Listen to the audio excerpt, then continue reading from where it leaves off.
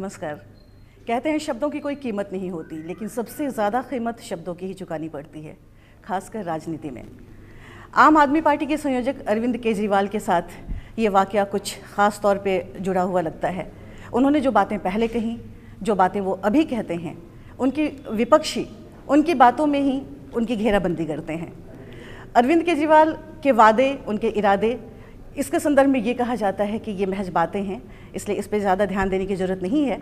जो इनकी विपक्षी पार्टियां हैं, जो वो बातें कह रही हैं, सच वही है, इनकी बातें बस बातें हैं।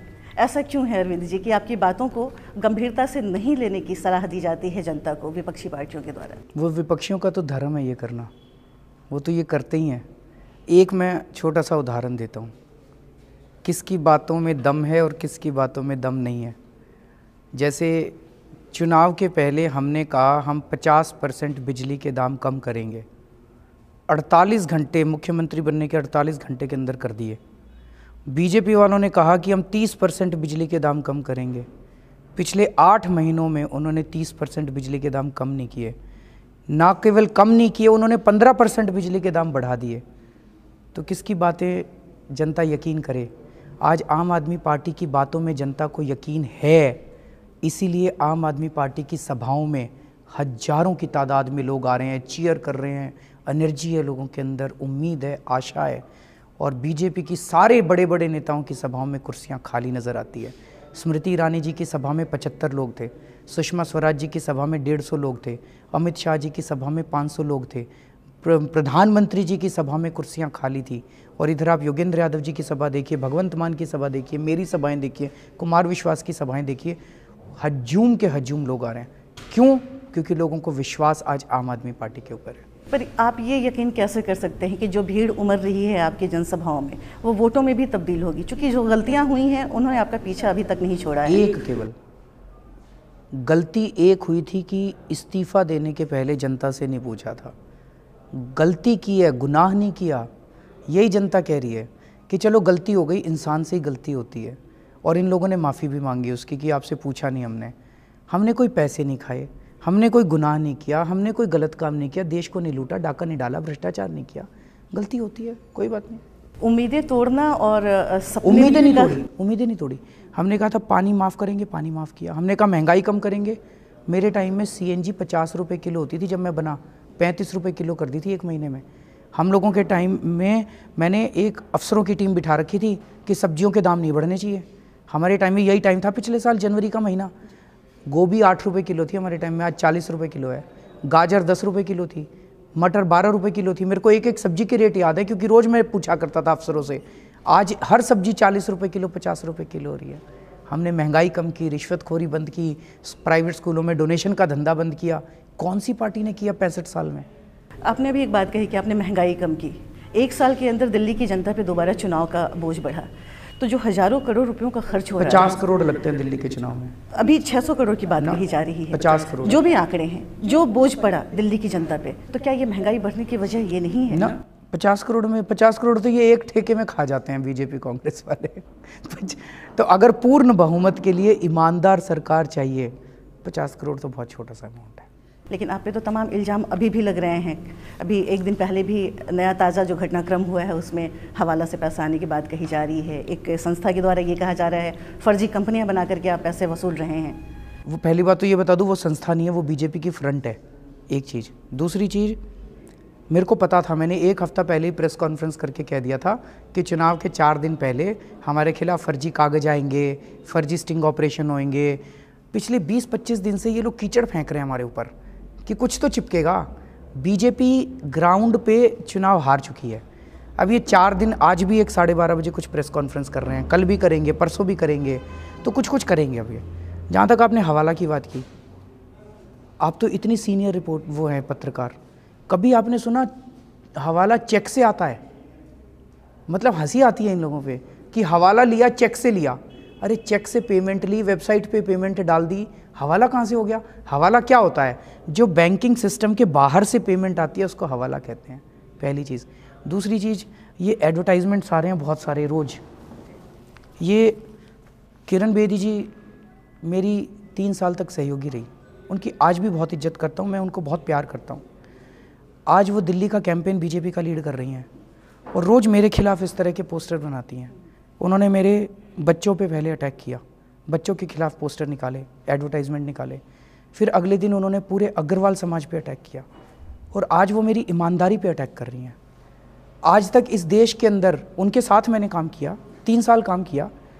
उनको पता है 10 दिन एक बारी भूखे रहा, डायबिटीज़ का मरीज हूँ, डॉक्टरों ने कहा था 48 घंटे से ज़्यादा जिंदा नहीं बचेगा। एक बारी 10 दिन भूखे रहा, एक बारी 15 दिन भूखे रहा।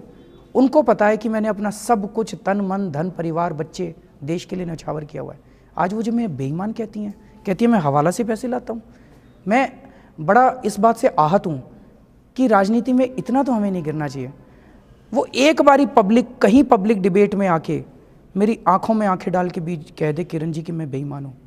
बीजेपी वालों ने भी आज तक कभी मुझे बेईमान नहीं कहा, प्रधानमंत्री जी ने कभी मुझे बेईमान नहीं कहा, कांग्रेस वालों ने कभी बेईमान नहीं कहा कि केजरीवाल बेईमान है। वो कहेंगे धरने करता है, ये करता है, वो करता है, नार्किस्ट है, नक्सल है, लेकिन उन्होंने कभी भी बेईमान नहीं कहा। आज किरण जी मुझे बेईमान कह रही हैं। जिस संजीदा तरीके से आप कह रहे हैं किरण जी के बारे में, आपके चेहरे पर नमी दिख रही है मुझे, जाहिर तौर पे ये बहुत अंदरूनी लगाव रहा होगा आपका। बावजूद इसके किरण बेदी आपसे अलग हो गई और आज इस तरह से तोहमत जल रही हैं आपके ऊपर। क्या ऐसी खास वजह हो सकती है? ख्वाहिशों का उलझ जाना पता या नहीं। फिर मैं तो आज भी उनकी बहुत इज्जत करता हूँ। बहुत दुख होता है, ऐसा नहीं करना चाहिए। राजनीति को इतना गंदा नहीं करना चाहिए कि बच्चों पे तुम तो उपद्रवी गोत्र है तुम्हारा, अग्रवाल समाज पे, पूरे अग्रवाल समाज को बदनाम कर रहे हैं। ये अग्रवाल समाज की बात उठा करके आपको नहीं लगता कि जो आरोप आपने बीजेपी पे पहले लगाया कि जाति धर्म और संस्कृति के आधार पर बीजेपी बांट रही है, अग्रवाल समाज की बात उठा के क्या आप अग्रवाल समाज और दूसरे समाजों को आप उसके बीच में कोई दूरी पैदा नहीं कर रहे, जातिगत राजनीति नहीं कर रहे आप? अगर तो मैं ये कहता कि मैं बनिया हूँ, तुम भी बनिया हो, बनिया बनिया को वोट दे, तब ये जातिगत राजनीति थी। अगर मैं कहता हूँ तुम बनियो, ब्राह्मणों से नफरत करो, इससे नफरत करो, तब ये जातिगत। इन्होंने कहा कि मेरा गोत्र जो है वो तो उपद्रवी गोत्र है, ये तो ठीक नहीं है। आपकी मेरे से लड़ाई हो सकती है, अरविंद से लड़ाई हो सकती है, आप मेरे को भला बुरा जितना कहना करो, पूरे अग्रवाल समाज को उपद्रवी कैसे कह सकते हो? इसके गोत्र से अरविंद जी आप किसी अग्रवाल समाज को कैसे जोड़ सकते हैं? गोत्र मेरा बंसल सारी है, जातियों में होता है। मेरा बंसल गोत्र है, तो आप बंसल गोत्र को बोल रहे हो ना। ये सारे जितने अग्रवाल के गोत्र हैं वो महाराजा अग्रसेन से निकले हैं। आप कैसे पूरे के पूरे समाज, चलिए बंसल गोत्र को तो उपद्रवी कह रहे हो। यहाँ पे ये माना जाना चाहिए कि चूँकि चुनाव होने में चंद दिन बचे हैं और ये एक मनोभाव उभार करके, लोगों में ज्वार उभार के आप अग्रवाल समाज को अपनी तरफ करना चाह रहे हैं। जैसे कि आपने एक बनिया शब्द का इस्तेमाल किया, आपने पहले भी कहा है कि बनिया हूँ, धंधा करना जानता हूँ। आज आपने अग्रवाल की बात की, तो मैंने गलत थोड़ी कहा। मैंने फिर से समझने की कोशिश कीजिए। अगर तो मैं ये कहूँ कि मैं बनिया हूँ, तुम भी बनिए हो, बनिया बनिए को वोट दे, तब गलत है। मैंने ये कभी नहीं कहा। वो बहाव में मैंने नेहरू प्लेस में कहा था कि मैंने 1000 करोड़ का एक्स्ट्रा टैक्स इकट्ठा किया, 300 करोड़ की सब्सिडी दे के गया, 700 करोड़ फिर भी नफ़े में छोड़ के गया। बनिया हूँ, धंधा करना आता है, कभी भी सरकार को नुकसान में नहीं छोड़ के जाऊँगा। तो फिर आप मुफ्त बिजली पानी देने की बात क्यों करते हैं? ये इसीलिए कह रहा हूँ कि कुछ समाज के गरीब तबकों को कुछ सामान में सब्सिडी देनी पड़ती है। हर समाज देता है, हर सरकार देती है, जापान भी देता है, अमेरिका भी देता है, नरेंद्र मोदी जी भी देते हैं, कांग्रेस भी देती है, सब लोग सब्सिडी देते हैं, लेकिन थोड़ी बहुत सब्सिडी देनी पड़ती है। अगर तो मैं सब्सिडी की वजह से सरकार को बिल्कुल नुकसान में ले जाता, तब वही मैंने भाव कहा था। 1000 करोड़ एक्स्ट्रा टैक्स लेके आया, 300 करोड़ की सब्सिडी दी, 700 करोड़ नफ़े में छोड़ के गया। आपने अभी कहा कि सब्सिडी देना पड़ता है, आप मुफ्त देंगे या सब्सिडी देंगे? नहीं, कई जगह कुछ चीज़ें होती हैं। अब जैसे एक छोटा सा एग्जांपल देता हूँ आपको। हमने कहा हम पूरे दिल्ली के अंदर फ्री वाईफाई देंगे। मैंने 6 अलग अलग इंडिपेंडेंट एजेंसीज़ को बुलाया, उनसे पूछा, उन्होंने कहा जी 100 से 150 करोड़ का खर्चा आएगा। 100 से 150 करोड़ का खर्चा कुछ भी नहीं है। मैं जितना आपसे चार्ज करने के पैसे लूँगा उसके लिए अफसर बिठाने पड़ेंगे, इससे अच्छा तो फ्री दे दो, नंबर 1। फिर सड़कें बनती है, कल को आप कहोगे सड़कें फ्री में क्यों बना दी? सरकार का कुछ तो काम होता है। सरकार को आप जो टैक्स देते हो वो आप ही के लिए ऊपर तो खर्च करना है। तो मैं सड़कें बनाऊंगा, मैं पानी दूंगा, मैं बिजली दूंगा, इसमें कुछ चीज़ें फ्री होती हैं, कुछ चीज़ों के पैसे लगते हैं। कुछ सरकार का काम होता है वो सरकार फ्री में करती है, जो प्राइवेट का काम होता है वो पैसे लेते हैं। पूरी तरह से मुफ्त चीज़ें नहीं मिलने वाली? नहीं, सारी चीज़ें मुफ्त नहीं होती, लेकिन कुछ बिजली पानी की ही जो बात कर रही हूँ, जो आपकी पार्टी कर रही है, ये चीज़ें पूरी तरह से फ्री नहीं होने वाली हैं। नहीं, सब्सिडी में आप छूट देंगे। सब्सिडी में छूट होती है, पूरी तरह से मुफ्त नहीं मिलेगा। पूरी तरह से कैसे हो सकता है? जैसे पानी है, पानी मेरे को ये लगता है एक लाइफलाइन वाटर होना चाहिए। एक गरीब आदमी है, उसके पास पैसे नहीं है पानी के देने को, अब वो पानी नहीं पिएगा क्या? पानी तो पिएगा। अगर आपने पानी पे, सारे पानी पे रेट लगा दिया तो वो चोरी करके पिएगा, जिंदा तो रहना है उसको। सरकार की जिम्मेदारी है कि एक लाइफलाइन वाटर दे। हमने उसको 20,000 लीटर माना है, उस पर हम डिबेट कर सकते हैं कि 20,000 नहीं होना चाहिए, 10,000 होना चाहिए, 10,000 नहीं होना चाहिए, 5,000 लीटर होना चाहिए, पर एक लाइफलाइन वाटर देना सरकार, उतना फ्री देंगे, उसके बाद हम पैसे लेंगे। पर किसी भी समाज के आगे बढ़ने के लिए, तरक्की करने के लिए रोजगार की बहुत ज़रूरत होती है। बहुत अच्छा। आप रोजगार की बात नहीं करते हैं। नहीं, हमने बहुत की अपने उसमें। आप शायद आपके कानों तक नहीं पहुंची हमारी बातें। हमने कहा है कि हम 20 नए कॉलेज खोलेंगे। इन कॉलेज में नॉर्मल शिक्षा नहीं मिलेगी, BA BSc BCom नहीं मिलेगी। ये मैंने सुना, FM पे रोज ऐड आता है और हम आते जाते गाड़ियों में सुनते रहते हैं। हाँ, उसमें मैं बता रहा हूँ, उसमें हमने कहा है कि हम वहाँ पे उनको बिजनेस करना सिखाएंगे, और बिजनेस करके जब वो निकलेंगे बच्चे, कॉलेज के अंदर ही उनको 2 साल के लिए ज़मीन, पानी और बिजली मुफ्त देंगे, ताकि वो अपना बिजनेस वहाँ शुरू कर सकें। बैंक से लोन दिलवाएंगे, इससे ढेर सारे रोज़गार पैदा होंगे।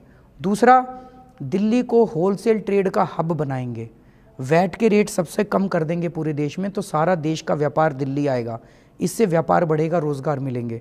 तीसरा, दिल्ली में 29 इंडस्ट्रियल एरिया हैं, जिसमें से केवल 7 इंडस्ट्रियल एरिया चल रहे हैं, बाकी सारे बंद हैं।